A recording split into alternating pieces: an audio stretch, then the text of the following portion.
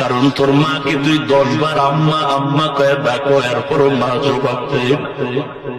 তুই তোর আব্বাকে আব্বা কয়ে বারবার ডাকো, বারবার জবাব দেয়। ওরে বান্দা, তুই এতবার পা কয়ে ডাকছো,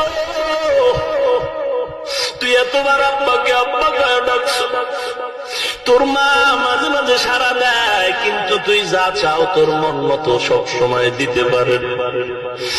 এই এতগুলো ডাকের মধ্যে তুই পাও না, হারের মধ্যে যদি একবার আমি আল্লাহকে ডাক দিতি,